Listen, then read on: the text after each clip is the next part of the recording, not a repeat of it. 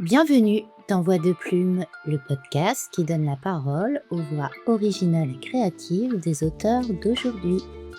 Dans un monde qui tremble et s'effondre, la lecture offre parfois une planche de salut, une zone libre pour la pensée, un remède à l'anxiété. C'est justement à cette anxiété que Sandra Bannière a souhaité répondre avec Ailleurs pour exister, un roman qui met en miroir les difficultés existentielles individuelles propres à notre civilisation et les déséquilibres écologiques qui perturbent la nature et l'existence elle-même. Un roman qui puise dans la sagesse du peuple Maasai, ouvrant un espace mental pour la résilience de ses personnages et de ses lecteurs. Bonjour Sandra. Bonjour Maud. Merci à toi d'avoir accepté de participer à Voix de Plume. Déjà 8 épisodes pour cette première saison. Merci à vous qui nous écoutez et merci surtout pour vos messages d'encouragement. Pour contribuer à la notoriété de ce podcast et à celle de mes invités, je vous invite à vous abonner, à liker et à partager cet épisode que vous pouvez écouter sur YouTube, mais aussi pour une écoute plus confortable sur les plateformes audio, Spotify, Deezer, Apple Podcast et depuis peu sur Podcast Addict également. Sandra, t'es venue nous présenter ton dernier roman, Ailleurs pour exister, publié en 2025 par la maison d'édition Les mots qui portent. Avant d'en parler plus en détail, je voudrais qu'on prenne le temps de revenir un petit peu sur ton parcours d'auteur. Oui. Ton premier roman a vu le jour en 2013 sous le titre Les noces meurtries. Il évoquait les difficultés et les souffrances inhérentes à la séparation et au divorce.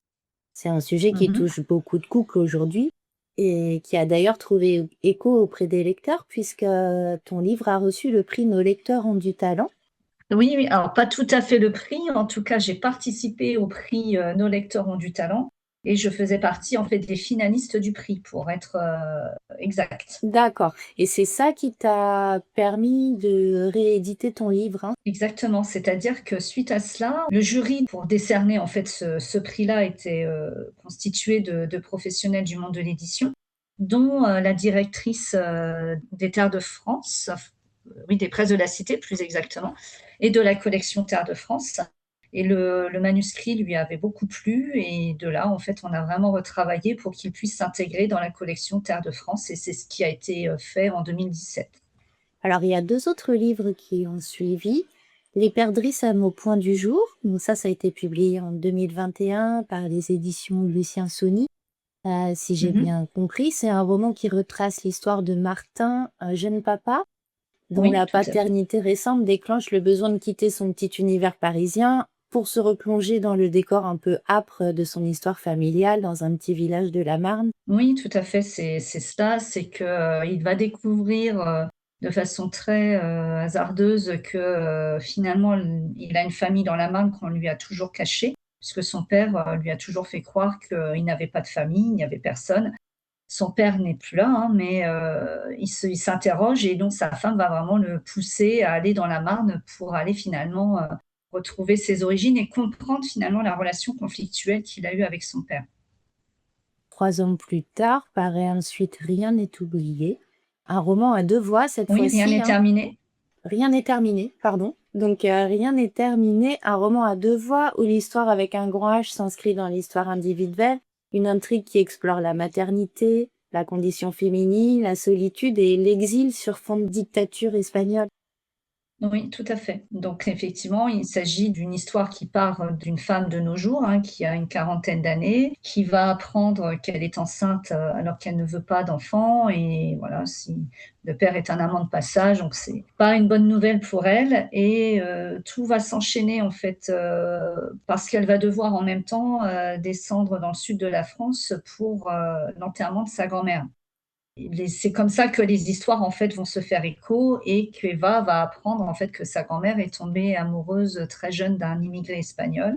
Voilà, je peux pas forcément en dire plus si Mmh. les lecteurs ont envie de découvrir ce roman, mais les 2 histoires effectivement vont interroger la condition de la femme, les choix qu'elles sont amenées, parfois à prendre dans leur vie. Quel est le regard que la société pose sur ses décisions, sur ses choix à À différentes à époques différentes époques? et dans différents contextes. dans différents contextes. Et est-ce que pour autant, même, voilà, clairement les choses heureusement ont évolué, mais est-ce que c'est pour autant simple pour une femme de nos jours de prendre certaines décisions, elles sont souvent seules finalement, pour être confrontées, finalement Réalité. à certains choix très difficiles à prendre. Alors, c'est un roman qui a été publié par Les Mots qui portent également et qui a reçu aussi Oui. un prix, l'Iran Soissonnais 2024. Mmh. Tout On à voit fait. comment tu abordes les questions de l'intime et le fait que tu aies reçu ce prix montre que tu as su toucher le cœur de tes lecteurs en évoquant ces sujets sensibles. Tes lecteurs, Sandra, tu m'as dit que tu les rencontrais régulièrement en participant à des salons du livre. Mmh. Et d'ailleurs, tu m'as confié que l'écriture d'ailleurs pour exister, donc le roman dont nous allons parler aujourd'hui, hein, ton dernier roman, Mmh. avait en partie été inspiré par ces rencontres et ces échanges.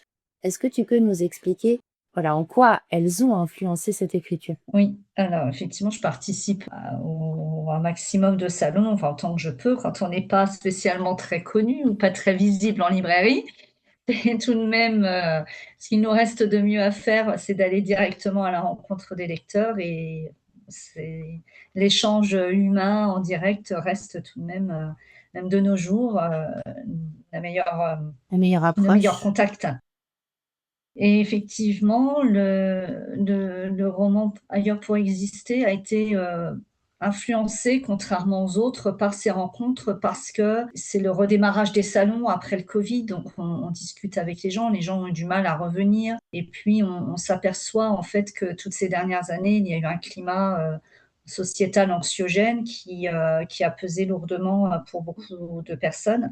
Et là, j'avais vraiment envie, de quelque chose une respiration en fait, une bouffée d'air, en me disant bon bah là les lecteurs, il faut un peu les embarquer ailleurs, de sortir en fait, et puis d'aller voir aussi ce qui se passe dans d'autres pays, d'autres problématiques, et d'essayer de mettre au regard les problématiques d'ailleurs avec celles que l'on a aujourd'hui, et d'essayer d'en faire quelque chose. C'est ça. Et ce roman, il fait pas du tout l'impasse sur l'intime, hein. Il traite, d'ailleurs d'un sujet qui est pas très léger, à savoir la dépression, une Mm. maladie qui est justement aggravée par ce mal de civilisation dont tu viens de parler et que tu appelles, à un moment le worry burnout dans ton Mm. livre. Ici, ce qui est intéressant, c'est la manière dont tu traites le sujet parce que cette fois, tu racontes une histoire de guérison au pluriel même et de résilience. Pour que les éditeurs comprennent bien, je voudrais bien que tu nous pitches le roman un peu comme tu le fais, dans les salons, si tu veux bien. Oui, donc Ailleurs pour exister, c'est l'histoire, un petit peu rocambolesque, hein, d'une amie, qui, est complètement démunie face, au mal-être de son amie qui effectivement, atteinte, on va dire de worry burn-out. Enfin, c'est un terme, hein, que j'ai vraiment trouvé dans des articles que j'ai pu lire effectivement de personnes post-covid qui, sont atteintes vraiment d'un mal-être assez profond parce que, d'un seul coup, elles ne voient plus de sens en fait, dans leur vie, parce que, à la fois elles sont touchées par, des événements personnels, émotionnellement assez difficiles, et il ne va pas y avoir finalement d'oxygénation dans la société, parce que la société renvoie aussi un certain nombre de problèmes, et elles sont, finalement un peu étouffées par tout ça, et ça les empêche finalement de trouver un nouveau sens finalement, dans leur vie, une reconstruction, un redémarrage. En tout cas, voilà, Ali est prisonnière de cela, et Sabrina ne sait plus comment faire. Donc, un jour, elle arrive et puis elle lui dit: «Bon, ben, moi, je t'emmène dans un programme, de bénévolat au Kenya, et voilà, malgré toi». Alors bien évidemment, Annie n'est pas d'accord du tout. Sabrina prend les choses assez légèrement en se disant que c'est en coupant de façon radicale Ali de son environnement qu'elle va vraiment créer un électrochoc et la faire bouger. Sauf qu'arrivée au Kenya dans ce programme de bénévolat, Ali n'étant pas réellement bien, on ne fait pas changer en fait les choses comme cela, et c'est pas parce qu'on dit à quelqu'un qui ne va pas très bien: «Bon allez, vas-y, bouge-toi», que les choses vont aller mieux comme ça. Donc c'est aussi le message que, les personnes effectivement qu'on a envie qu'elles aillent mieux, c'est vrai qu'il y a beaucoup d'impuissance pour l'entourage, mais ce sont en fait des questions vraiment très complexes. Ça touche à des maladies en fait, hein, qui touchent effectivement plus de gens, ces dernières années. Je me suis dit, quand se traitait vraiment de la dépression, en tant que telle, bon, je pense que là, j'allais, créer d'autres dépressions par la suite et que c'était quand même pas l'objectif. Donc elles vont se retrouver dans une situation assez insolite qui, elle, va commencer en tout cas à faire bouger les choses. Et il va être surtout question, de rencontres et de liens humains et justement et de questionner, ce rapport à C'est l'humain. ça, parce que tout à l'heure, j'ai parlé de guérison au pluriel, parce que finalement, les personnages occidentaux de ce roman, ils sont quasiment tous touchés par ces difficultés existentielles, alors à différents niveaux. Alice est la narratrice, c'est le Oui. personnage principal du récit, et Mmh. elle souffre réellement d'une dépression pathologique. Ce que tu nous dis là, c'est qu'il faut rappeler que la dépression, c'est une véritable maladie. Alors Tout à fait. certes, Mmh. elle naît d'une souffrance à la fois émotionnelle et mentale, c'est-à-dire des choses assez impalpables, mais elle se répercute très concrètement sur le corps physique à travers différents symptômes. Mmh. On voit justement qu'Ali, alors elle est sous traitement, mais elle prend pas bien son traitement, donc ça n'aide pas les choses, mais elle souffre Mmh. notamment d'insomnie qui Mmh mh. l'affaiblissent toujours un peu plus, aussi bien physiquement que moralement. Et au Mmh. début du récit, elle a pas la force de résister, elle a pas la force de se relever, elle a ni l'envie ni l'énergie pour s'investir dans quoi que ce soit. Et tu l'écris très bien, elle est totalement prisonnière de cette Mmh. maladie. Et c'est vrai que, Sabrina, elle tente le tout pour le tout, mais le Kenya ne peut pas en soi être un remède à la maladie.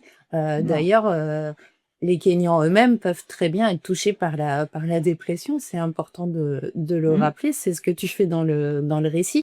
Et je propose d'ailleurs qu'on commence par lire un extrait Mmh mh. dans lequel Ali rencontre un médecin kényan. Oui. C'est un épisode qui fait suite à une violente crise de nerfs d'Ali, qui est provoquée Oui. notamment par l'arrêt brutal de son traitement. Je précise que avant la scène qu'on va voir, Ali est prise en charge de manière traditionnelle par une guérisseuse Maasai, Mama Nima. Mmh mh. On va y revenir après, Mmh mh. mais je voulais commencer par cet extrait, si tu veux bien nous le lire, Oui. s'il te plaît. Ma gorge s'est serrée lorsque j'ai salué et remercié Mama Nema. Même si j'ai désespérément envie de m'extirper de ce pays, quitter ses soins et l'atmosphère hors du temps de la Maniata est source de nouvelles inquiétudes. Le camp est calme. Tous les bénévoles sont déjà en activité, ce qui me soulage. Je n'étais pas prête à subir les regards emplis de pitié ou de reproches. Sophia arrive peu de temps après notre retour en compagnie d'un jeune médecin africain. Malgré la situation inédite pour lui, il se montre très professionnel, à l'écoute, cherchant à comprendre mon mal-être et ma prise en charge en France. Il m'explique que la reconnaissance de la dépression commence à évoluer au Kenya, le nombre important de suicides ayant alerté le gouvernement. Toutefois, la pauvreté, le manque de psychiatres et la non-verbalisation de ce mal, bien souvent considéré comme un mal divin, ne permettent pas à la majorité des gens d'être correctement soignés. Le médecin vérifie mes fonctions vitales, confirme une grande fatigue et un état nerveux instable. Comme il n'a pas de médicaments adaptés à me prescrire, il me conseille d'appeler mon médecin traitant et de rester sous bonne garde pour assurer ma sécurité en cas de crise. Pendant que le praticien s'entretient avec Sophia et Sabrina, je joins le docteur Bakri, qui suit ma santé depuis plusieurs années, un professionnel compétent mais auquel je ne me suis jamais confiée totalement. J'avais minimisé mes déboires quotidiens, ne lui avais rien dit de l'histoire avec ma voisine et ne lui avais pas avoué que j'avais pris des libertés avec mon traitement. D'apprendre simultanément que j'ai réduit la prescription depuis des mois et qu'une amie a eu la bonne idée de m'emmener à des milliers de kilomètres en oubliant délibérément mes médicaments, sort le médecin de ses réactions maîtrisées. À cause de l'épuisement, je n'ai quasiment pas réagi quand Sabrina m'a révélé furtivement, sur la route du retour au camp, qu'elle s'était débarrassée de mes cachets. C'est complètement inconscient. Vous avez eu de la chance que votre malaise n'ait pas été plus grave, ni que votre dépression ne soit pas plus sévère. Vous direz à votre amie qu'on ne joue pas ainsi avec la vie des gens. Si elle veut vraiment vous aider, elle doit se montrer responsable. Jamais il ne s'était adressé à moi avec autant de fermeté et de colère. Lui, toujours si policé. Je m'alarme, je ne reviendrai pas vivante du Kenya et laisserai 3 orphelins. Je suis désolée, docteur, je n'ai pas voulu tout ça. Qu'est-ce qui va m'arriver ? Le silence qu'Ahmed Bakri laisse planer me fait frissonner. La situation est critique. Si je ne meurs pas, je finirai internée dans un hôpital psychiatrique à mon retour en France, tellement mon cerveau aura déboulonné. Calmez-vous. Paniquer ne fera qu'accentuer le stress et n'arrangera rien, reprend le médecin d'une voix plus douce. Le mieux serait de rentrer au plus vite, de suivre sérieusement votre traitement et d'accepter un accompagnement psychologique que vous avez jusqu'à présent refusé. Et si j'ai envie de rester ? Voilà pour ce premier extrait. Merci Sandra. Si j'ai eu envie de commencer par cet extrait, hein, c'est parce qu'il souligne à la fois le caractère pathologique de la dépression qu'on vient d'évoquer, qui est souvent mal compris. Tu l'as dit, hein, il suffit pas de secouer quelqu'un pour qu'il aille mieux quand il est malade, ça suffit pas. D'ailleurs, aussi, cette maladie est très mal appréhendée encore au Kenya et certainement dans beaucoup d'autres pays. Mmh. Mais du point de vue du récit, cet épisode, il constitue surtout un point de bascule parce que c'est le moment où Ali choisit de rester. Alors que jusque-là, elle s'est laissée vraiment balloter un peu par les événements, par Sabrina, tout en espérant qu'une chose, c'était rentrer chez elle. Et à ce moment-là, il se passe quelque chose. Je me suis demandé si en marquant ce point de bascule à ce moment-là, tu as voulu signifier que le dépaysement imposé par la nature kenyane et peut-être aussi par les soins de la guérisseuse Maasai qu'on vient d'évoquer, avait déjà commencé à infléchir quelque part sa maladie.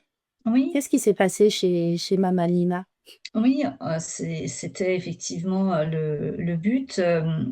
Alice s'est retrouvée dans une situation, complètement improbable, entourée de soins, inimaginables, particuliers en fait, hein. Bon après, c'était un petit peu, difficile d'ailleurs de d'écrire toute cette partie-là parce que je ne voulais pas non plus faire penser au lecteur que parce qu'on va trouver un traitement un peu alternatif, que les choses vont, aussi se régler comme par magie. C'est pas non plus mon intention. Simplement Non, peut-être c'est pas l'idée, c'est un voilà, déclic, c'est une première étape. c'est ça, c'est une première étape. Ce qui se passe chez Mama Nema, c'est que vraiment cette dame, elle est aux soins, constants en fait pour elle. Vraiment, à la minute, elle va réagir, elle va vraiment l'entourer de beaucoup, d'empathie et d'attention et ça va en fait bouleverser Ali parce qu'elle va s'en rendre Oui, compte. c'est ça. Quelqu'un qu'elle ne connaît absolument pas, est là et en fait, elle est entourée dans cette Magnata de quelque chose d'assez paisible en fait, avec des enfants, et puis cette dame qui ne parle pas du tout sa langue, mais qui est à l'écoute en fait d'elle. Et ensuite, quand elle se retrouve effectivement à parler avec le médecin, de devoir peut-être retourner en France, là, ce qui se passe en fait en elle, c'est de se dire: «Oui, mais en France, en fait, je vais retrouver ce que je connais depuis déjà des années, en Mmh. fait et est-ce que j'ai envie de retrouver ça?» alors que là, effectivement, il y a quand même quelque chose qui s'est glissé à l'intérieur d'elle, que ça peut quand même être autrement Oui, c'est ça. et c'est effectivement le 1er point de bascule pour Ali. Et c'est une première étape, elle est vraiment touchée, elle le dit, c'est très beau quand elle le dit, elle est touchée par la puissance du don qui lui est fait. Mmh. Elle qui est une occidentale, plutôt à l'aise dans la vie, donc qui a plutôt l'habitude d'être dans la posture de faire des dons, elle est Oui. profondément touchée par tout ce qui lui est accordé de manière très spontanée, par Mame Anima et puis par tous les gens autour d'elle. Il y a cette qualité de présence désintéressée, très naturelle, qui Mmh. est notamment symbolisée par la toute petite fille Maasai qu'Ali trouve endormie auprès d'elle à son réveil Oui. quand elle dort dans la Magneta et ça, c'est un moment de grande émotion. C'est vraiment quelque chose qui la ramène à quelque chose de très essentiel. Alors, elle est pas guérie, mais il se passe quelque chose. Il y a un Mmh. déclic quand même. Mmh. Mmh. C'est ça. J'ai trouvé ça très beau. Et ce récit des quelques jours passés dans le village Maasai, on découvre le mode de vie qui est encore très primitif de ce peuple. On perçoit Mmh. toute la profondeur, tu l'as évoqué tout à l'heure, des liens humains qui caractérisent Mmh. cette communauté. Ça offre un contrepoint Mmh. évident à notre mode de vie occidental, très individualiste et pourvoyeur aussi d'une grande solitude, hein. Mmh. Néanmoins, cet épisode, il laisse aussi percevoir les déséquilibres qui viennent fragiliser ce peuple Maasai et cette culture. Parce que, on le rappelle, Sabrina et Ali, elles sont venues pour participer à une mission humanitaire dont le but est de préserver la faune sauvage du Kenya, qui est Mmh. mise en danger, notamment par les déséquilibres climatiques et écologiques. Et Mmh. petit à petit, Ali, comme le lecteur, comprennent que le Kenya subit de plein fouet les conséquences du réchauffement climatique. Il y a des sécheresses, il y a des inondations, et qu'il subit aussi les effets de l'urbanisation croissante et folle. Mmh. Et en fait, c'est tout l'équilibre du pays, y compris celui de ses habitants, qui est compromis. C'est très important parce que il y a vraiment, pour moi, un jeu de miroir entre ce malaise d'Ali, l'occidental, qui va pas bien physiquement, moralement, mentalement, et puis ce Mmh. pays qui aussi sur plein de plans est en déséquilibre. J'ai envie de vous lire un autre extrait qui met vraiment ce déséquilibre en lumière. On y découvre Janu, donc c'est un Kenyan qui est devenu ranger, qui travaille pour la fondation Wildlife Kenya, que Mmh. Sabrina et Ali ont rejointe. Et il engage un dialogue avec Sabrina, que j'ai trouvé assez intéressant et surtout très symptomatique de tout ça. 35 ans qu'il travaille pour protéger les animaux de son pays. Il connaît par cœur les recoins où ils se terrent, leurs habitudes. Les autruches et les phacochères aiment, selon lui, traverser devant sa jeep. Ici, les animaux évoluent dans une nature partagée entre deux horizons, tantôt sur fond d'arbres et de collines plus ou moins verdoyants, tantôt superposés sur des immeubles des usines, tel en photomontage. On imagine toujours une savane à perte de vue coupée de toute civilisation, commence Sabrina. Je trouve que cet endroit représente bien nos craintes et nos espoirs. C'est à la fois ce risque que la ville grignote encore le territoire des animaux et cet espoir fou d'une cohabitation harmonieuse entre eux et les hommes. C'est un combat permanent pour contenir l'urbanisation et pour préserver la migration des bêtes au sud pendant la saison des pluies. Il faudrait aussi qu'elles se prennent moins de pollution dans les naseaux, si près de la ville elles ne doivent pas être gâtées. Vous avez raison. Malheureusement, pour l'instant, on ne peut pas faire grand-chose pour lutter contre la pollution de l'air, mais l'une des missions des bénévoles affectés à ce parc consiste à le débarrasser des déchets plastiques, réplique Jamie posément, habitué aux réactions des touristes. Jamie n'a pas emprunté le même chemin que Sophia. Avant de sortir du parc, il stoppe le véhicule devant un monument érigé face à la savane, un bloc de béton carré surmonté d'une statue de 3 éléphants. « Qu'est-ce que c'est ?» interroge Sabrina. C'est l'Ivory Burney Site. C'est à cet endroit que le président kényan Daniel Arap Moi a fait brûler 12 tonnes d'ivoire en 1989 pour le dévaloriser et ainsi envoyer un message aux braconniers. Cela a été une façon choc d'engager la lutte contre le braconnage et de faire réagir le pays. On ne doit jamais désespérer. Cet extrait, Sandra, il permet vraiment de bien comprendre les enjeux actuels du peuple et de la culture Maasai. Surtout, je trouve, comme je le disais, que ce passage opère un jeu de miroir intéressant entre l'état dépressif d'Ali, qui Mmh. implique, comme on l'a vu, les dimensions émotionnelles, mentales, physiques, et le déséquilibre de la terre Maasai. Un déséquilibre peut-être plus grave encore parce qu'il touche à la fois la faune, la flore, les hommes, Mmh. et finalement la planète elle-même. D'ailleurs, tu l'évoques sous des angles différents. Il y a effectivement ce conflit de territoire, qu'on vient Mmh. d'évoquer à l'instant. Le braconnage, qui persiste encore et toujours, et qui provoque notamment la disparition des super défenseurs, une race d'éléphants particulière, Mmh. sans oublier toutes les tensions politiques avec Mmh. les pays frontaliers, notamment la Tanzanie. Tu m'as dit que tu avais fait beaucoup de recherches sur le sujet. Oui. J'imagine que ces faits sont véridiques. Est-ce que tu avais conscience de tous ces déséquilibres quand tu as commencé à investiguer sur le sujet? Non, absolument pas, ou du moins pas de façon si précise. Après, on entend Mhm. toujours des choses,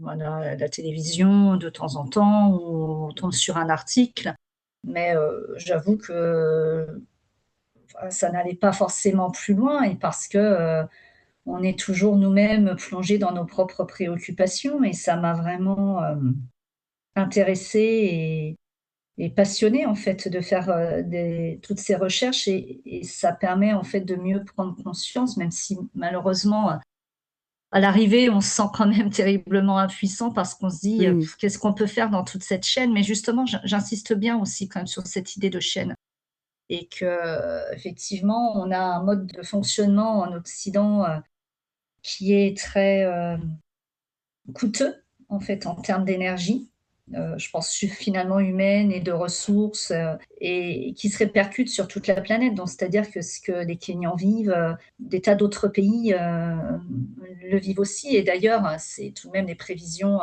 dramatiques qui sont faites, que, les premiers qui vont souffrir de tous ces dérèglements, ce sont les pays, en fait, les plus pauvres, en fait. Oui, c'est important de le rappeler. En tant qu'écrivaine, j'ai peut-être le souhait de me dire que, en lisant cela, chacun, à son échelle, dans un petit maillon de la chaîne, va peut-être pouvoir bouger une petite habitude, un petit quelque chose qui peut impacter, finalement bien plus que ce qu'on ne pense. Et c'est vrai que ce sujet des liens et du fait que tout le monde soit relié est très prégnant dans le récit. J'avais une autre question aussi, sur ce sujet-là qui concerne, les super défenseurs. Il doit y avoir, un certain nombre d'espèces animales en danger dans cette, Mmh. zone, géographique. Pourquoi est-ce que tu as choisi de traiter en particulier, le cas des éléphants de la race des super défenseurs? Parce que c'est directement, lié à toutes les recherches, en fait, que j'ai effectuées et par rapport au choix de la localisation, du programme de bénévolat au Kenya. Parce que, par exemple, dans le texte que tu as lu tout à l'heure avec, Jammu, qui est un parc, donc, juste à côté de Nairobi, c'était les rhinocéros noirs qui étaient, à un moment, mis en Menacés? danger, d'extinction et ils ont réussi à reconstituer, une population importante, de rhinocéros. Et dans le sud, du Kenya, donc où se situe l'action, donc dans le parc d'Amboseli, il est réputé, pour, la richesse de ses éléphants et notamment, pour, ses super défenseurs des, éléphants, devenus maintenant rares avec de très, très longues défenses. Donc ça D'accord. s'inscrit vraiment dans un souci de réalité, géographique. D'accord, ouais, ça confirme donc, ma question. Tout ce qui est expliqué dans le récit est véridique, hein, par rapport à tous ces déséquilibres, pour la faune, la flore, et Oui. cetera. Ce qui est intéressant, c'est qu'en se confrontant à ces réalités, Ali, elle commence petit à petit à remettre ses propres souffrances en perspective. Mais il y a une chose qui contribue encore plus à lui faire emprunter les chemins de la guérison, c'est quand elle trouve ou retrouve l'aptitude à s'ancrer dans l'instant présent. Alors Mmh. cette manière d'être, d'exister pleinement dans l'instant, elle la touche du doigt et commence à l'appréhender quand elle passe quelques jours dans le village Maasai de Mamanima, Mmh. mais elle l'expérimente réellement à l'occasion de sa rencontre avec Joe. Est-ce que tu peux nous Oui. présenter ce personnage et nous expliquer le rôle que tu as souhaité lui attribuer dans le récit? Alors c'est un personnage, que j'ai voulu intentionnellement mystérieux au départ, hein. Donc, Ali le rencontre, quasiment dès son arrivée, au parc d'Amboseli. Parce que dans le parc, donc j'ai, voulu qu'il y ait cette équipe, de bénévoles, mais il n'y a pas seulement que des bénévoles, il y a aussi des gens, des touristes en fait, hein. Ça peut être des photographes ou simplement, des gens venus là pour aller faire les safaris. Donc on ne sait pas, lui, pour quelle raison il est là. Tout ce que l'on sait, c'est qu'il est là depuis un certain temps et qu'il est tout seul. Donc bien évidemment, Joe, c'est avant tout un ressort, romanesque pour, impulser d'autres choses dans la vie, d'Ali, mais pas que. Parce que, lui aussi va, être un personnage, cabossé, par, le monde occidental, par, lui, le côté, soif de réussite, d'ambition, toutes les attentes aussi qu'on fait porter, dans Les certaines injonctions même. catégories, professionnelles et voilà, il s'est brûlé, dans cette quête, en fait. Donc j'ai voulu aussi montrer, par le biais de différents personnages, comment, le monde actuel peut, nous amener à nous écarter de ce qui nous correspond, finalement vraiment au fond de soi. Pas seulement en fait, Cali, par rapport à ce qu'elle a vécu. Donc, j'ai trouvé que ça pouvait être intéressant, d'avoir un personnage, autre qui, vienne s'inscrire, dans ce récit et en même temps, voilà et j'avais besoin aussi qu'il se passe quelque chose aussi pour, Oui, il y a un ressort narratif voilà. et c'est vrai que c'est un personnage qui est assez mystérieux. Oui. Alors il va spontanément proposer son soutien à Ali, qui est dans un état qui nécessite d'être accompagnée en permanence. Elle peut pas rester seule, elle est trop fragile et dans un premier temps, ça l'empêche de participer comme prévu aux actions de la fondation. Donc lui, en tant que «vacancier» entre guillemets, il propose de la soutenir sur cet aspect et il est mystérieux parce qu'il lui propose un deal. C'est: «Je m'occupe de toi, mais tu ne poses pas de questions». Mmh mh. Et donc on sait rien de sa vie, Ali ne sait rien de sa vie passée Mmh. et la relation qui va s'instaurer entre eux va s'inscrire dans ce présent, justement, ce présent totalement libéré du poids du passé, des projections sur l'avenir et des injonctions de la société que tu viens d'évoquer à l'instant. Le lecteur, en revanche, il en sait un peu plus Mmh mh. parce que le récit d'Ali, il est par moments interrompu pour se consacrer à l'histoire de Jo, qui est un peu racontée en parallèle. Il devient alors le narrateur de sa propre histoire et ouais, comprend effectivement qu'il est lui aussi en quête d'une forme de guérison. Je propose qu'on lise l'un de ces passages pour éclairer les auditeurs sur ce personnage, particulier. Si tu veux bien, Oui, Sandra, me lire un nouvel extrait. avec plaisir. C'est parti. Quelques semaines plus tôt, Joe pose nonchalamment son sac dans la chambre du lodge. Il est heureux d'avoir mis des milliers de kilomètres entre lui et ce qui a été sa vie. Camille et Arnaud, sa sœur et son beau-frère, ne se sont pas manifestés. Bon signe. De toute façon, ils n'ont aucun intérêt à chercher à le contacter en vain. Même s'ils ne comprennent pas son choix, même s'ils auraient aimé le garder à leur côté, ils savent ce qu'il a enduré. Ils savent que c'était ça ou la mort. Partir restait une alternative. Il sort sur la terrasse et aussitôt, il a la confirmation qu'il a choisi la destination qu'il lui faut. Suffisamment époustouflante pour rompre avec son univers et désertique pour purger ses peines. Il n'est pas un touriste en quête de sensations et d'émerveillement constants, comme tous ceux entassés dans les véhicules à safari. Il veut de l'attente, de longues observations, avant de saisir ce que la nature aura à offrir. Et pendant ces laps de temps, il revivra la débâcle de sa vie face à ses terres ancestrales. L'immensité l'attire à elle. Il avance une chaise et s'assied pour y faire face. Il éprouve un sentiment de quiétude en constatant qu'il existe encore de si grands espaces non exploités par l'homme pour laisser régner d'autres que lui. C'est aux antipodes de ce qu'il perçoit habituellement de l'humain, dirigé par son égoïsme. Joe balaie du regard le paysage à la végétation rase, sèche comme de la paille à la terre rubigineuse. La chaleur s'impose dans l'air et dans la plupart des éléments environnants qu'elle a modifiés. Seul le Kilimandjaro, s'élevant au loin, sur sa droite, lance des éclats blancs rafraîchissants. Il croit distinguer un troupeau de gnous battre la savane de ses sabots, fuir un prédateur ou migrer vers un endroit plus paisible. Leurs épaules et leurs longues cornes s'entrechoquent. Ils foncent tête baissée, simplement mus par leur instinct, quitte à écraser les plus faibles ou les plus maladroits. On pardonne aux animaux leur inconscience de l'autre. Peut-être faut-il considérer que beaucoup d'hommes n'ont pas l'intelligence dont on les pense dotés. On éviterait ainsi de se poser des questions inutiles ou d'espérer tolérance et compassion. Joe rentre un instant dans le lodge pour prendre un calepin et un crayon de mine. La seule habitude qu'il emportait avec lui, qui remonte à son adolescence. En classe, en vacances, ou quand il ne faisait rien de particulier, il dessinait. Du moins, cela s'apparentait plutôt selon lui à du gribouillage. Certains profs de dessin et camarades avaient vanté ses talents, mais ils n'avaient jamais pris leurs compliments au sérieux. Il ne vient pas d'un milieu où l'on s'extasie sur les créations artistiques. Son père, chef d'équipe dans une usine de métallurgie, et sa mère, conseillère patrimoniale dans une banque, n'avaient jamais perçu ses dessins autrement que comme un passe-temps parmi d'autres. Cela n'avait jamais eu plus de valeur que les sudoku, la lecture ou les mots croisés. Il regagne sa place sur la terrasse et commence à reproduire le troupeau de gnous qu'il a vaguement aperçu. Quelques coups de crayon suffisent à son cerveau pour retrouver cet état de semi-hypnose dans lequel il plonge quand il laisse libre cours à son imaginaire. Merci Sandra. J'ai eu envie qu'on lise cet extrait parce que je trouve intéressant justement le fait que Jo, en s'affranchissant de son passé, de son futur, de sa vie sociale, revienne, comme tu le disais, à l'essence de ce qu'il est vraiment. Il reprend le dessin et cette vocation naturelle pour le dessin, je la trouve très parlante parce que dessiner, c'est saisir l'instant dans toute sa complexité en une seule image qu'on compose par touche. Et il y a plusieurs des dessins de Joe qui vont comme ça venir s'inscrire, dans le récit et venir donner corps aux événements. Je trouve que ça occupe une place assez centrale dans la narration, que c'est assez symbolique.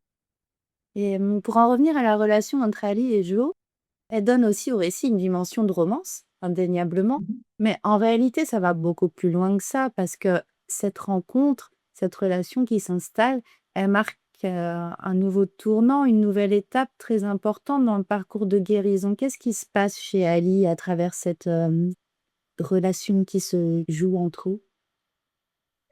Mais c'est ce que tu disais tout à l'heure, c'est vraiment se reconnecter en fait à l'instant présent. Dans le deal que propose Joe, je trouvais effectivement intéressant de me dire deux personnages cabossés par la vie se rencontrent dans un endroit improbable. Est-ce qu'on a besoin forcément de connaître ce que l'autre a vécu? Est-ce qu'on a besoin d'en passer par là? Et en fait, c'est ce qui m'intéressait, c'était de créer en fait une relation qui s'effectue simplement déjà par une connexion de l'instant présent. Et ensemble, effectivement, c'est ce qu'ils vont vivre et elle, finalement, ça va lui faire du bien, même si, elle trouve que c'est un peu étrange, en fait, au départ, parce que, finalement, on ne connaît rien de cet homme, on ne sait pas ce qu'il a fait et cetera. Mais, justement, c'est aussi, de se laisser porter un petit peu par, les rencontres, ce que la vie va présenter et ce qu'il y a face à nous.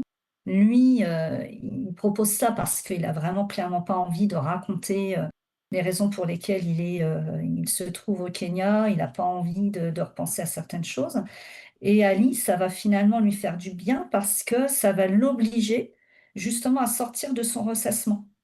Parce que dans la maladie aussi, on est beaucoup à ressasser, en fait, tout ce qui est noir, en fait, en soi et on a du mal, en fait, à décrocher, à s'extirper de cette noirceur et en obligeant effectivement à s'ancrer dans cet instant présent, progressivement, ça va la sortir, en fait, justement de cette obscurité Et et de d'ailleurs, ce ressassement. en s'ancrant dans cet instant présent, elle sort finalement de son mental et à travers cette relation, il y a aussi une reconnexion au corps qui est Oui, fondamentale pour la reconnexion au soi, hein. Il y a quelque chose comme ça qui se joue entre eux. Cette reconnexion au corps et au soi, bah, c'est un retour à la vie, en fait. Comme tu viens de très bien de le dire, elle arrive à ne plus, continuer à patauger dans son marasme de mal-être et de malheur et en oubliant tout le reste, finalement, arrive à se reconnecter à son corps. C'est quelque chose de très fort pour elle. Elle avait oublié son corps, elle le dit, complètement. hein, Oui, oui, oui. donc voilà, c'est une nouvelle étape. Il y a la reconnexion à la nature, la reconnexion à l'instant présent, la reconnexion au corps et la reconnexion au soi. C'est des petits cailloux comme ça sur le chemin d'Ali qui font que petit à petit, ça bouge et ça évolue et finalement, elle va finir par trouver la guérison et je trouvais ça très, très juste parce que c'est vraiment progressif et puis suite à cette rencontre avec, Jo, c'est là qu'elle va retrouver l'envie et l'énergie de s'investir, du coup, dans les actions menées par Wildlife Kenya qui, au Mmh. début du récit, ne l'intéresse absolument pas. Là, Mmh. ça y est, elle retrouve un lien avec le monde extérieur aussi Oui. et il y a de nouvelles prises de conscience qui attendent Ali dans cette dernière partie du récit où elle va s'engager plus clairement sur le terrain. Mmh mh. Elle va notamment mesurer le poids de ses a priori en travaillant en binôme avec, Narelle. Alors Mmh. Narelle, c'est une Australienne qu'elle avait, jusqu'alors regardée avec une certaine condescendance parce que à première vue, bah, Narelle, c'est la pure incarnation de l'influenceuse bimbo, au décolleté plongeant et au petit cerveau. Elle la voit comme ça au début et puis, bah, finalement, en se joignant à elle, en participant avec elle aux actions de l'association, de la fondation, elle va commencer par comprendre que ce que fait Narelle est précieux aux yeux des membres de la fondation et des Maasai eux-mêmes parce qu'elle est capable de donner de la notoriété et de l'écho à leurs actions Mmh. et puis Narelle, elle fait aussi preuve d'une grande finesse et de délicatesse envers elle, hein, des finesses, humaines, Mmh. en lui demandant de prendre des notes pour étoffer son reportage, ce qui lui met le pied à l'étrier pour mettre un premier pied dans l'action, c'est bien ça? Oui, tout à fait. Oui, oui. J'ai trouvé ça joli parce que ce passage à l'écriture, c'est vraiment un déclic supplémentaire pour Ali. À un moment, elle dit: «Je m'arrête, surprise de constater la facilité avec laquelle les mots coulent du stylo». Et d'après toi, Oui. qu'est-ce que ce passage à l'acte de l'écriture fait bouger chez Ali? Est-ce qu'il y a un parallèle entre ce passage à l'acte de l'écriture chez Ali et le rôle du dessin chez Joe, par exemple? Oui, bien sûr, pour moi, c'est justement cette reconnexion dans l'instant présent. On va être focalisé, bon là pour le coup pour sur des activités créatrices. Alors il y a un lien entre, effectivement les dessins de Jo, l'écriture que va découvrir Ali et la force créatrice de la nature. À un moment, on a un personnage, Barak, qui va justement le dire aussi ça. Que, la nature, c'est de la création, en fait. Toute l'énergie créatrice, en fait, elle est là. Et ce que j'ai voulu aussi montrer, c'est qu'il y a une possible guérison, enfin, ou du moins, Une voie de C'est guérison en c'est tout une cas. voie, une solution de trouver, des points d'ancrage ou d'étapes, par, la manipulation de l'art. L'art apporte quelque chose parce que c'est, aussi sortir de soi, des choses qu'on ne verbaliserait pas, dont on n'aurait pas forcément conscience, Et puis se connecter à plus grand que soi aussi. c'est cela. Oui, donc j'ai vraiment effectivement voulu que l'art, soit relié à la nature et aide les personnages. Et c'est vrai que suite à cet épisode, on note une évolution majeure dans le rapport d'Ali à sa dépression. Elle dit à un moment: «J'ai décidé de ne plus engager un combat de boxe contre ma mélancolie qui me comprime comme un serpent constricteur, mais de l'accueillir en lui proposant la lumière du présent». C'est très important ça, elle est plus dans la lutte, elle est dans l'acceptation et ça change énormément de choses dans sa manière d'appréhender et elle-même et les mondes, hein. Mmh. Ce changement d'état, il va s'inscrire profondément en elle lors d'une excursion qu'elle va faire avec Joe. Ils se rendent tous les 2 sur un point de vue, ça s'appelle Observation Hill et ils sont tous les 2 Mmh. subjugués par le Kilimandjaro. Mmh. Si tu veux bien, on va lire ce dernier extrait pour le plaisir Oui. des auditeurs et pour qu'ils comprennent aussi à quel point la nature et les paysages du Kenya occupent une place essentielle, dans ton roman. À cet instant, j'aurais juré que la magie n'était pas réservée aux contes. J'écarte les bras pour m'abandonner au pouvoir de Kilimandjaro. Je suis prête à recevoir tous les sorts qu'il voudra bien m'infliger, pourvu que cette sérénité, pénétrant jusqu'aux entrailles, me ne type plus. Je ne sais combien de temps je suis restée ainsi quand je me sors de ma rêverie. Ali, Ali, on va s'asseoir? Je vois alors que je ne suis pas la seule à m'être laissée transporter. Chacun a franchi le portail magique, hypnotique, adoptant une attitude hors de lui-même ou cherchant à conserver quelques images de la profondeur de cet univers sauvage et onirique. Joe me guide de l'autre côté, là où des marécages et des tapis d'herbes rases résistent au décor de sécheresse. La fraîcheur, même relative, attire bon nombre d'animaux, prêts à endurer des kilomètres pour s'hydrater. Des girafes s'économisent par la nonchalance de leurs pas, des hippopotames se prélasent dans les quelques centimètres de la plus grande étendue d'eau. Joe me tend des jumelles et m'indique la direction à observer. Bien au-delà, collés à un arbuste faunique, 3 lionnes à la couleur du sol poussiéreux dorment. J'admire la force qui se dégage d'elles. Même si elles paraissent vulnérables, couchées sur un flanc, les yeux fermés, les traits de leur gueule n'en demeurent pas moins déterminés. Les oreilles frétillent à la moindre vibration. Elles seraient capables de bondir en un instant. J'aimerais avoir la force d'une liane, prononçai-je à voix haute sans m'en rendre compte. Il faut juste réveiller la lionne en toi. Il faut juste réveiller la lionne qui dort en toi. La dernière partie du roman, elle s'ouvre avec cette nouvelle prise de conscience d'Ali. Et cette dernière partie, elle est riche de péripéties. C'est notamment là que les tensions politiques entre le Kenya et la Tanzanie que nous avons évoquées tout à l'heure sont pleinement illustrées.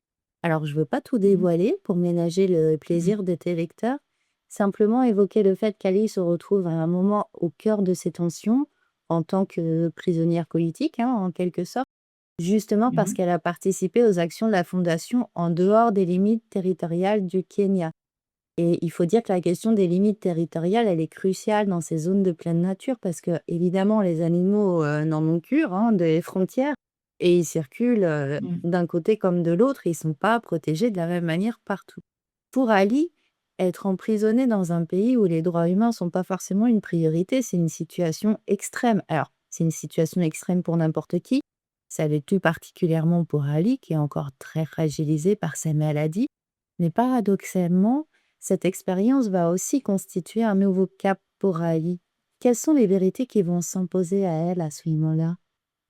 Dans cette, situation, extrême, elle va passer par plusieurs états. Le premier, c'est la panique totale et de se dire que là, elle est vraiment au fond du trou et que, elle s'en relèvera pas et ça va durer, voilà, un certain temps et puis, il se sera passé tout de même tellement de choses en amont qui finalement vont germer véritablement à ce moment-là et elle va vraiment, se dire qu'elle peut pas rester justement dans cet état de panique, totale, dans ce qu'elle a connu en fait, précédemment.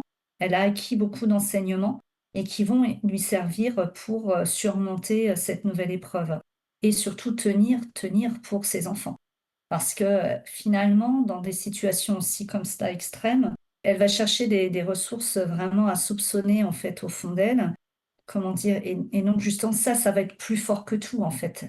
Et c'est ce qui va lui permettre de se maintenir, à la vie et puis il y aura encore une nouvelle rencontre, finalement aussi dans cette, dernière Ouais. situation, qui l'aide finalement à garder réellement le cap.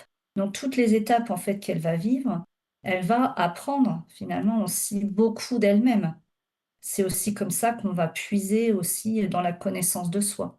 Oui, et elle dit quelque chose de très intéressant à un moment aussi, c'est: «La vulnérabilité, la solitude, la peur, je les accepte parce que je ne peux m'emparer d'aucun artifice pour les fuir». C'est-à-dire qu'une fois dépouillée de tout le confort, hein, de toutes les béquilles qu'on peut nous donner en Occident, bah, elle se rend compte que Mmh. finalement, elle arrive à faire face. Elle a pas le choix Oui. et elle fait face, ce qui est aussi pour elle une manière de reprendre confiance en son propre, pouvoir, en sa propre capacité à faire face, hein. Une fois au pied du mur, elle s'accroche. Je pense qu'il y a aussi un côté survie, en Mmh. fait, hein. C'est, quand on est, face à des situations extrêmes, Mmh. c'est là aussi qu'on finalement, on découvre véritablement, notre instinct de survie, en fait, jusqu'où il peut nous emmener.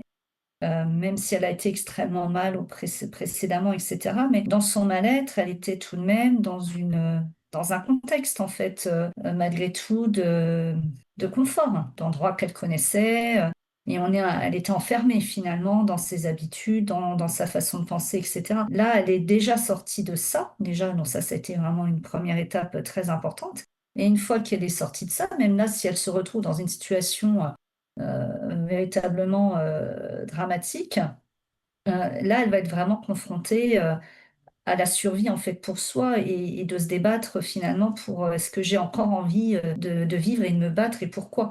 Et là, elle finit par trouver les dernières réponses à ses questionnements à ce moment-là, en fait. Donc il y a, eu aussi, une volonté d'aller c'était peut-être dur pour elle, mais d'aller la malmener un peu aussi jusqu'au bout pour aller puiser vraiment le plus loin possible. Et qu'est-ce qui peut sortir en fait de nous, dans différentes situations. Oui, c'est vraiment, très bien fait. C'est ce que je disais tout à l'heure, hein, les prises de conscience, elles sont successives et c'est vraiment ça qui fait que ça semble déjà réaliste, possible. Ça donne aussi à tout le monde, bah, les clés. On se dit que, bah, oui, c'est possible, en Mmh. fait, en avançant petit à petit, parce que voilà, par rapport à la discussion qu'on a eue au tout début, on peut pas sortir quelqu'un de la dépression par un choc. On va forcément y aller par paliers, par étapes successives de reconnexion successives et c'est très intéressant de le raconter comme ça. Ça donne, confiance. On se dit que c'est possible, en fait. Mmh. C'est beaucoup plus possible que d'escalader une montagne tout de suite, Bien quoi. sûr. Lors de son retour en France, Ali, elle est beaucoup plus Mmh. apaisée et surtout, elle a de nouveau la volonté de s'inscrire pleinement dans le monde. Elle a compris qu'exister, ce n'est pas seulement être soi, mais être un lien dans l'univers. Donc là, je te cite, parce que cette notion de reliance, c'est un peu la clé de son expérience, de sa guérison et peut-être même du roman lui-même. Rien n'est séparé dans cette histoire, Mmh. finalement. On retrouve en fait cette idée, comme tu le disais, que tout ce qu'on fait impacte, la vie des autres, hein. Nous, occidentaux qui consommons énormément, on impacte, des civilisations, des peuples qui sont, à des centaines et des centaines de kilomètres. Mais au-delà de ça, le malaise, d'Ali et le malaise des occidentaux en général, il il trouve son écho dans le malaise de la planète et dans les déséquilibres écologiques et peut-être que l'un ne va pas sans l'autre? Oui, certainement. Enfin, moi, c'est vraiment ce que j'en ai tiré de ce roman, c'est le fait que, oui, pour aller bien, il faut aussi prendre soin de ce qui est autour de nous et du monde autour de nous et du monde autour de soi, Bah, quoi. bien sûr et c'est ce que j'ai voulu, effectivement, en tout cas susciter comme réflexion sur la dernière partie, du roman, au retour, du Kenya. C'est peut-être, voilà, l'écrivaine qui se sert de son roman pour, essayer de poser des choses ou du moins des questionnements que j'ai moi-même. Oui, oui et puis, de toute façon, ça sert à ça la littérature, ça sert à expérimenter Voilà. des choses, hein, sinon, C'est ça, c'est dans en tout cas, ce sont des questionnements, qui sont les miens dans un monde, ultra connecté, ultra technologique, très bien, mais ce qu'on observe aussi ou ce que j'observe, bon, de par tout un tas de situations, c'est que, bah, plus en fait on va manquer de liens humains, bah, les choses ne vont pas mieux pour autant humainement et au contraire, on constate, une dégradation, de valeurs, de sentiments les uns pour les autres. Étant enseignante, c'est Oui. malheureusement une certaine réalité. Quand, j'entends qu'en école primaire, on parle de donner des cours d'empathie parce que les enfants ne le sont plus. Je crois que ça a été un peu, voilà, et quand, tout à l'heure tu me posais la question, c'est vrai qu'est-ce qui influence? Mais parfois ce sont ces petites choses qui Mmh. mises bout à bout, voilà, on se dit: «Mais là, il y a quelque chose à dire, quelque chose à faire» et ça fait partie, de cela de ces dernières années, qui m'ont interrogée. Je me dis: «Mais depuis quand et d'où on en arrive à cela, en fait, alors que ça devrait être quelque chose de beaucoup plus naturel. Normalement, l'empathie est quelque chose de naturel. Voilà, C'est mais ça clairement ne même l'est les plus. animaux ont de l'empathie. Un Voilà. chien va consoler, quelqu'un Mmh. qui pleure, hein. Mais ça ne l'est plus parce que, il y a une forme de rigidité pour tout un tas de raisons et en tout cas, j'ai voulu questionner cela sur la dernière partie Mmh. et parce que finalement, ce que l'on observe aussi dans la vie de tous les jours, c'est que, voilà, il y a toute cette technologie et cetera, mais finalement, dès qu'on se reconnecte, en fait, aux gens pour, organiser des événements ou pour faire tout un tas de choses, il y a beaucoup de gens, en fait, qui répondent présents et qui en éprouvent beaucoup, de plaisir, de gratitude, qui en ont besoin Et de besoin et et de d'envie, ouais, besoin et oui. donc j'avais vraiment envie, de parler de ça et dans les recherches justement menées, sur ces cultures, on s'aperçoit en fait que la notion du lien entre les gens, elle est hyper importante et en fait, c'est un encouragement ou un signal d'alerte en disant: «Il ne faut pas oublier ces liens en fait, parce que si on les oublie, les gens, n'iront pas mieux parce qu'on ne pourra pas se transformer en robot, on n'ira pas bien». Et voilà, ça va avec la logique du roman, en fait, hein. On revient un petit peu à la boucle du départ où Ali ne va pas bien parce que, il y a tout un tas de liens qui ont été rompus, dans sa vie au début et on a besoin de liens pour aller bien. C'est ça et cette conscience d'être lié au reste du monde, c'est vraiment, c'est un très beau message et le récit du retour d'Ali en France, il est assez savoureux à lire parce qu'elle est imprégnée de ça.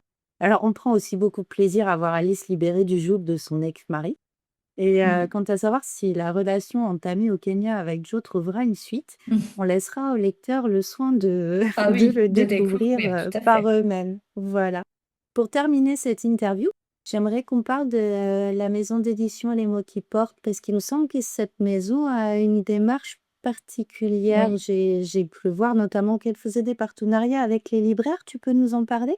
oui, alors dans la démarche particulière justement, tout a un lien finalement quelque part.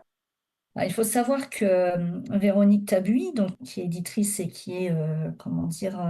Celle qui, dirige, les mots qui portent, hein, c'est sa maison d'édition. Elle l'a créée donc il y a 3 ans parce que, suite au covid, elle travaillait dans une autre maison d'édition et voilà, avec toutes les conséquences qu'il y a pu y avoir et quand elle a remonté cette maison d'édition, elle avait des idées vraiment très claires sur, ce qu'elle ne voulait plus parce que, Mmh. suite au Covid, ça a été vraiment, terrible et dramatique et la situation du monde du livre est difficile pour, les libraires indépendants, pour Oui. les éditeurs indépendants. Mais elle a une démarche engagée, elle le souhaite, elle le revendique, même si, effectivement, ça va avec, tout un tas de contraintes et de conséquences, parfois pas évidentes. Mais la force de l'engagement, c'est important parce que de se dire: «On ne va pas publier, n'importe comment, on va pas surimprimer, surexploiter pour avoir des livres qui vont nous retourner, au bout de quelques semaines, qui n'auront, finalement eu, qu'une maigre vie, dans les librairies. À quoi ça sert Mmh. tout cela?»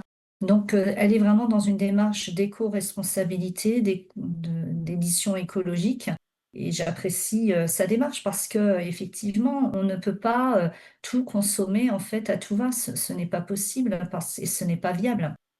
Donc, les choix, de texte sont, mesurés, les impressions le sont aussi. Mais si, un succès venant à arriver, il y a pas de problème pour imprimer. Il y a de voilà, de toute façon, il y a toujours, la possibilité de réimprimer. C'est raisonné, c'est de l'édition raisonnée. Voilà, c'est ça. Mais en tout cas, c'est de ne pas produire au démarrage un stock pour avoir des livres au final qui seront détruits. C'est pas le but, c'est en tout cas de pouvoir imprimer au fur et à mesure. Alors en tout cas, je le dis bien aussi aux gens qui vont nous écouter que ce n'est pas une impression à la demande, ce n'est pas, une maison d'édition, à compte, d'auteur, loin de là. Il y a véritablement un stock de démarrage qui est fait, qui permet, d'alimenter les librairies, les salons et cetera. Et on voit au fur et à mesure si on a besoin de retirer, de recréer en fait des tirages, mais de façon mesurée en fonction des besoins. Ouais, c'est bien et il y a des partenariats avec les libraires aussi? Oui, alors en fait, c'est vrai que quand elle a reconstitué sa maison d'édition, bah, au démarrage, c'est pas évident parce que, il faut trouver, des financements. Et l'idée, voilà, lui est venue de se dire: «Mais si on avait des libraires qui s'engagent vraiment à nos côtés pour défendre, en fait, un livre?» J'ai vraiment apprécié, la démarche, donc on l'a proposé, à quelques librairies et après libre à eux de s'engager ou pas, hein. Et donc là, pour, ailleurs, pour exister, il y a 2 librairies qui sont, officiellement Oui, partenaires. C'est-à-dire pour eux, ça veut dire qu'en amont, ils ont pu découvrir, en fait, le roman. Donc, ils savent, d'accord. dans quoi ils s'engagent et ce qu'ils vont défendre. Ça, c'est déjà, c'est clair. Il n'y a rien qui leur est demandé, sans leur aval et s'ils ne sont pas partie prenante du projet de l'auteur. Et ensuite, voilà, libre à eux de s'engager pour un nombre d'exemplaires, qu'ils souhaitent pouvoir défendre, en fait, dans la librairie. Et en même temps, bah, de communiquer pour l'auteur, de défendre la maison d'édition, de défendre l'auteur. Donc j'ai la chance, dans le là où je j'habite, donc d'avoir 2 librairies, partenaires. Alors ça ne veut pas dire que mon roman ne se trouve pas dans d'autres librairies, hein, ça ne veut pas dire Oui, cela. oui, bien Mais sûr. ça veut dire qu'eux, particulièrement, sont cités à la fin du texte et ont un engagement clair pour défendre mon travail d'auteur. Bien sûr, les auditeurs l'ont compris, ton livre peut être, commandé dans n'importe quelle librairie et Partout, j'imagine qu'il est accessible en ligne également. bien sûr. Très bien, ben, je mettrai les coordonnées donc de ces 2 librairies en description de cet épisode du podcast. Oui, alors juste, est-ce que je peux juste ajouter par rapport à ces 2 librairies, donc qui sont des librairies indépendantes, je souligne et je trouve et je remercie vraiment de leur engagement parce que pour eux aussi, c'est de défendre la bibliodiversité. C'est pas de comment dire? De vendre que les livres qu'on trouve partout. Voilà. Et on les remercie beaucoup de cet engagement. De toute façon, on soutient beaucoup les libraires indépendants dans Voix de Plume. On les cite autant que possible. Allez voir les libraires indépendants. Oui.